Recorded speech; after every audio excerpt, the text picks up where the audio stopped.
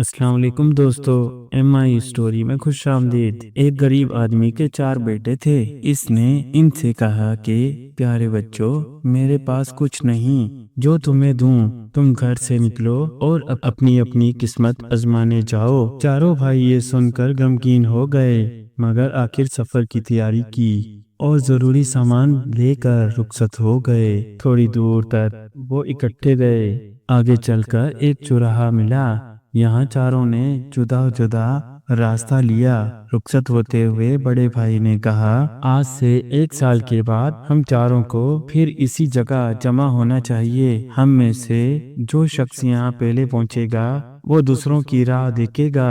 یہ کہہ کر انہوں نے اپنی اپنی راہ لے لی۔ سب سے بڑے بھائی کو راہ میں ایک شخص ملا۔ اس نے پوچھا کہ کیوں میاں، تم کہاں چلے جا رہے ہو اور کس کام کو جاتے ہو؟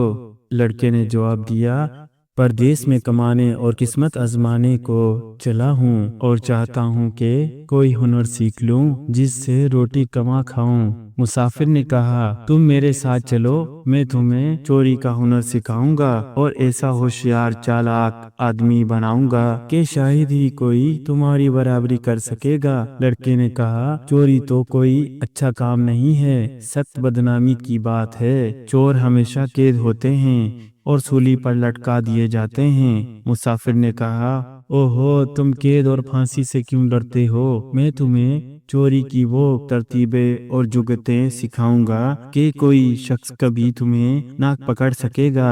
غرض اس شخص نے اس نوجوان کو بھلا پھسلا کر چوری سکھانے پر راضی کر لیا اور تھوڑی دنوں میں ہی اسے ہنر میں اسے طاق کر دیا۔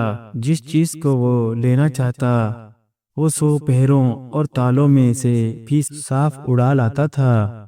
دوسرے بھائی کو بھی اسی طرح راہ میں ایک اور مسافر ملا۔ اس نے بھی وہی بات پوچھی کہ کیوں میاں، کدھر چلے جا رہے ہو اور کس کام کو چلے؟ نوجوان نے کہا، چلا تو کھانے کمانے کو ہوں، مگر ابھی تک یہ فیصلہ نہیں کر سکا کہ کھانے کمانے کے لیے کیا کام سیکھوں گا۔ مسافر نے کہا، میں نجومی ہوں، تم میرے ساتھ چلو، میں تمہیں نجوم کا علم سکھاؤں گا اور اس میں کامل بناؤں گا۔ یہ بڑی عزت کا کام ہے اور نہایت نیک نامی کی بات ہے۔ دنیا کی پردہ پر کوئی چیز تم سے چھپی نہ رہے گی۔ جوان کو مسافر کی یہ بات بہت پسند آئی۔ وہ اس کے ساتھ ہو لیا اور تھوڑے دنوں میں کامل نجومی بن گیا۔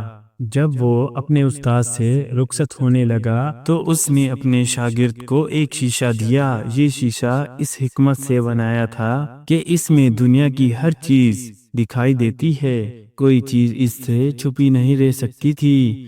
نوجوان نے استاد کا یہ تحفہ بہت پسند کیا اور وہ لے کر رخصت ہو گیا۔ تیسرے بھائی کو راہ میں ایک شکاری ملا۔ وہ اسے اپنے ساتھ لے گیا اور اسے ہنرور شکاری بنا دیا۔ اس کا نشانہ کبھی بھی نہیں چکتا تھا۔ اس شکاری نے اپنے شاگرد کو رخصت کرتے ہوئے ایک تیر کمان دیا اور کہا کہ اس کمان کا تیر کبھی خالی نہیں جائے گا۔ چھوٹے بھائی کو ایک درزی ملا اور اس نے اسے درزی کا کام سیکھنے کو کہا۔ لڑکے نے جواب دیا کہ صبح سے شام تک گھٹنے پہ گھٹنے رکھ کر بیٹھنا اور ٹانکے پہ ٹانکا مارنا تو سخت مصیبت کا کام ہے، مجھ سے کبھی نہیں ہو سکے گا۔ درزی نے جواب دیا، میرے ہاں سلائی کا یہ دھن نہیں ہے، تم میرے ساتھ آ جاؤ اور سیکھ کر دیکھو، میں کیسا آسان ڈھنگ بتاتا ہوں اور تمہیں کس خوبی سے کام سکھاتا ہوں۔ آخر اس جوان نے اس کا کہا منظور کر لیا اور اس کے ساتھ رہ کر درزی کا کام سیکھنے لگا۔ لڑکا بہت ہوشیار اور محنتی تھا۔ تھوڑے ہی دنوں میں کام سیکھ لیا اور استاد سے رخصت ہونے لگا۔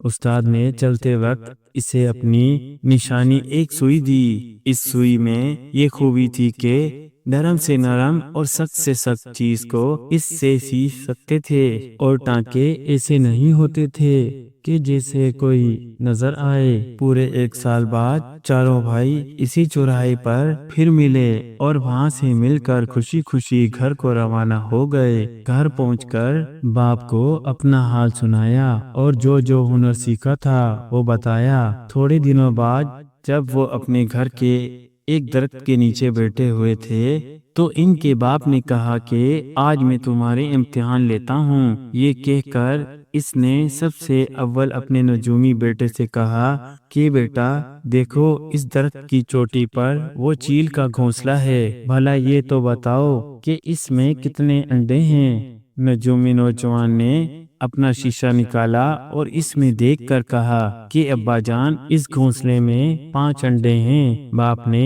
اب سب سے بڑے بیٹے سے کہا کہ بیٹا اب تم اپنا ہنر دکھاؤ، ان انڈوں کو چیل سینک رہی ہے، تم ایسی ترتیب سے انہیں اٹھا لاؤ کہ چیل کو خبر تک نہ ہو۔ لڑکا فوراً اوپر چڑھا اور اپنے ہنر سے انڈوں کو چیل کے پیٹ کے نیچے سے نکال لایا اور چیل کو خبر تک نہ ہوئی۔ اب باپ نے 5 انڈے اس ترتیب سے میز پر رکھ دیے کہ ایک تیر سے ان کا نشانہ نہ ہو سکے، اور کہا اب ایسا نشانہ لگا کر دکھاؤ کہ ایک بار میں 5 ایک ایک کے 2 ٹکڑے ہو جائیں۔ شکاری جوان نے کمان اٹھایا، تیر چلایا اور جیسا باپ نے کہا تھا ایک ایک کو 2 ٹکڑوں میں کر دیا۔ اب سب سے چھوٹے بیٹے کی باری تھی۔ باپ نے اس سے کہا کہ لو بیٹا، اب تم اپنا ہنر دکھاؤ اور ان کو پھر سی کر ثابت انڈے بنا دو۔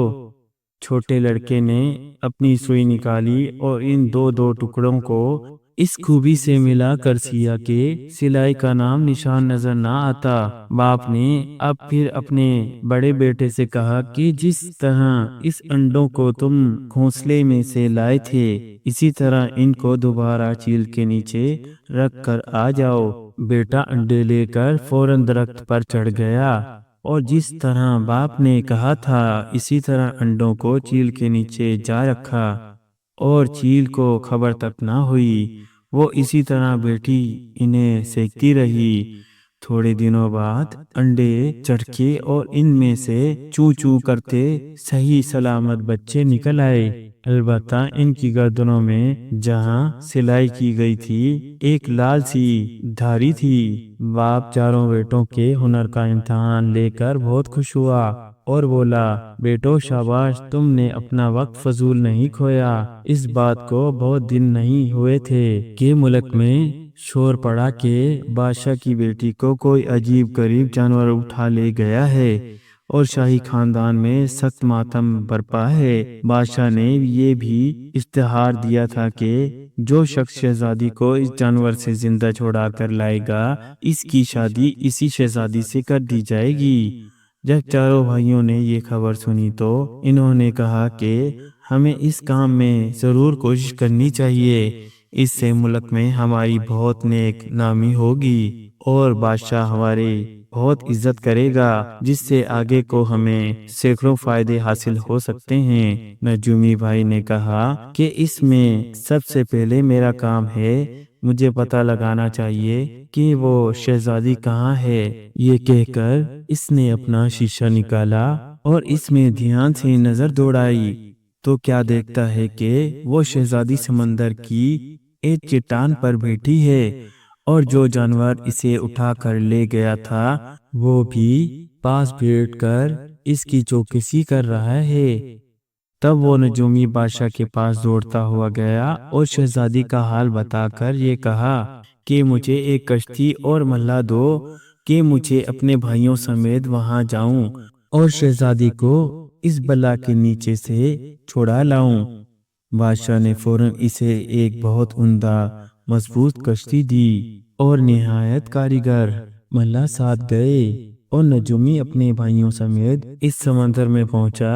اس وقت وہ جانور شہزادی کی گود میں سر رکھے پڑا سو رہا تھا۔ نجومی نے اپنے شکاری بھائی سے کہا کہ لو بھائی، اپنے ہنر سے اس جانور کو تیر کا شکار بناؤ اور شہزادی کو بلا سے چھڑواؤ، مگر موقع ایسا بےتاب تھا کہ تیر چلایا جاتا تو شہزادی کا بچنا مشکل ہو جاتا، کیونکہ اس بلا کا سر شہزادی کی گود میں رکھا ہوا تھا۔ تیسرے بھائی نے کہا کہ میں جاؤں گا اور اپنی چوری سے، جیسے ہنر زوری کہنا چاہیے، شہزادی کو اس صفائی سے اٹھا لاتا ہوں کہ جو بلا اسے لے گئی ہے اسے خبر تک نہ ہوگی۔ چنانچہ وہ گیا اور ذرا سی ہی دیر میں خدا جانے کس حکمت سے شہزادی کو کشتی میں لے آیا اور پھر فوراً وہاں سے کشتی چلائی۔ شہزادی کے جانے کے بعد وہ جانور جاگ اٹھا اور شہزادی کو پاس نہ پا کر آگ وگولا ہو گیا اور آندھی طوفان کی طرح اڑتا ہوا کشتی پر جا پہنچا۔ وہ جپٹا مارنے کو ہی تھا کہ شکاری جوان نے اپنے کمان اٹھائی، ایک ایسا نشانے کا تیر لگایا جو اس کے کلیجے کے پار ہو گیا اور وہ بلا تڑپ کر بڑے زور سے کشتی میں گر گئی۔ اس میں اتنا بوجھ تھا کہ اس کے گرنے سے اس کشتی کے 2 ٹکڑے ہو گئے، اور اگر تھوڑی دیر اور سمندر میں یہی حال رہتا تو وہ سب کے سب ڈوب جاتے۔ مگر اب چوتھے درجی بھائی نے اپنی ہنرمندی دکھائی۔ اس نے کشتی کے سب تختوں کو اس کاریگری سے ملا کر سیا کہ پانی کی ایک بوند بھی ان درازوں میں نہیں جا سکتی تھی۔ آخر بڑی خوشی اور فتح مندی سے بلا کو مار کر کشتی کو صحیح سلامت سے کنارے پر لانے اور شہزادی کو بادشاہ کی خدمت میں لے کر حاضر ہوئے۔ بادشاہ اپنی جیتی جاگتی پیاری بیٹی کو دیکھ کر کس قدر خوش ہوا، اس کا بیان کرنا مشکل تھا۔ تمام ملک میں خوشیاں منائی گئی اور بادشاہ نے چاروں بھائیوں سے کہا کہ تم آپس میں فیصلہ کر لو، شہزادی کو اصل بچانے والا کون سا بھائی ہے؟ نجومی نے کہا کہ شہزادی کو بچانے والا میں ہوں، کیونکہ میں نے ہی اس کا پتہ لگایا تھا کہ وہ کہاں ہے، اس لیے وہ میرا حق ہے۔ دوسرا بھائی بولا کہ خالی پتہ لگانے سے شہزادی تھوڑی آ سکتی تھی، اس کو اس بلا سے نکال کر لانے والا تو میں ہوں، شہزادی مجھے ملنی چاہیے۔ شکاری بھائی بولا کہ نکال کر لانے سے بھی کیا ہو سکتا ہے، میں نہ ہوتا تو وہ بلا شہزادی کو دوبارہ چھین کر لے جاتی، بلکہ تمہیں بھی ساتھ ہی مار کھاتی۔ میں نے اس بلا کو جان سے مار کر شہزادی کو بچایا، اس لیے وہ میرے سوا کسی اور کو نہیں ملنی چاہیے۔ درزی بھائی بولا بے شک بلا کو مارا اور شہزادی کو بچایا، مگر اس بلا کے گرنے سے کشتی 2 ٹکڑے ہو گئی تھی، اور میں اس کے تختے نہ سیتا تو شہزادی کس طرح آتی؟ شہزادی میری سوا کسی کا بھی حق نہیں ہے۔ بادشاہ نے کہا کہ تم چاروں میں نا اتفاقی ہے، اس لیے میں اس کی شادی تم چاروں میں سے کسی کے ساتھ بھی نہیں کر سکتا ہوں، لیکن تم چاروں بھائیوں کی محنت، ہنرمندی اور ان انمول خدمتوں کی قدر میرے دل میں بہت ہے، میں اس کا بدلہ تمہیں اور طرح دیتا ہوں۔ تب بادشاہ نے اپنی آدھی بادشاہت ان چاروں بھائیوں میں برابر برابر بانٹ دی اور اپنے پیاری بیٹی کو لے کر آدھی بادشاہت میں صبر کیا۔ پیارے دوستو، محنت بڑے کام کی چیز ہے۔ کون سا ہنر ہے جو اس سے حاصل نہیں ہو سکتا؟ نا اتفاقی بہت بری چیز ہے۔ اگر چاروں بھائیوں میں پھوٹ نہ ہو